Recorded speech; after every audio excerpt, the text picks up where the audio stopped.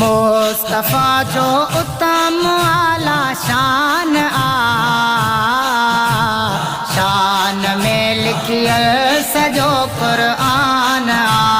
शान में लिखियल सजो क़ुरआन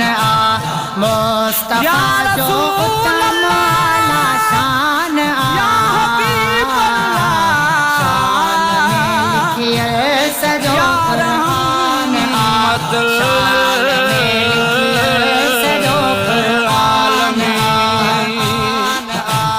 पखी परिंदा जाब से दुनिया में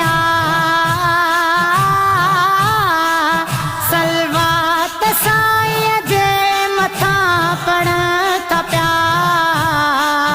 सदके हबीब जे जुड़ो जहान शान में लिखियल सजो क़ुरआन शान में लिखियल सजो क़ुरआन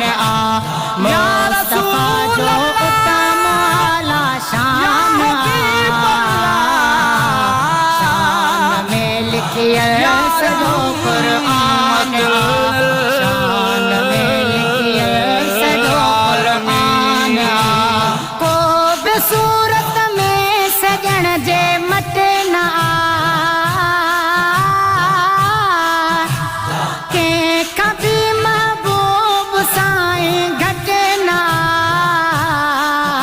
अर्शन मथे ई केर थियो मेहमान शान में लिखियल सजो क़ुरआन शान में लिखियल सजो क़ुरआन मुस्तफ़ा जो उत्तम आला शान शान में लिखियल सजो क़ुरआन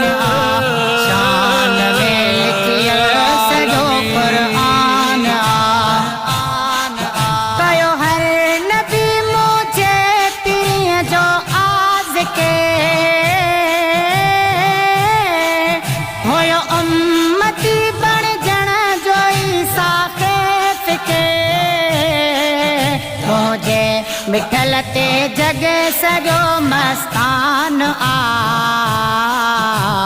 शान में लिखियल सजो क़ुरआन शान में लिखियल सजो क़ुरआन मुस्तफ़ा जो उत्तम आला शान शान में लिखियल सजो क़ुरआन शान में लिखियल सजो क़ुरआन हर नबी पे मौजज़ा आया खणी सारा पापिर के मौजज़ो क्यों आदणी अब जन यतीम ते वडो मेहरबान शान में लिखियल सजो क़ुरआन शान में लिखियल सजो क़ुरआन मुस्तफ़ा जो उत्तम आला शान शान में लिखियल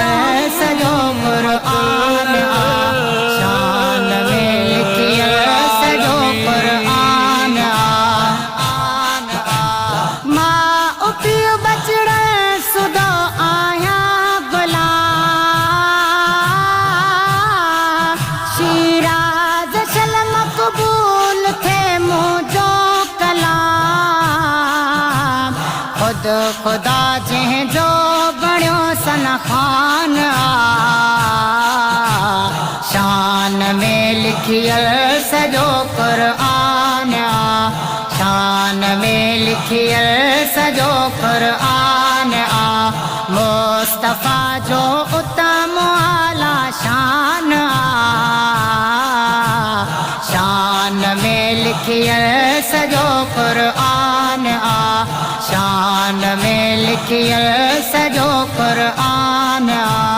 शान में लिखियल सजो क़ुरआन।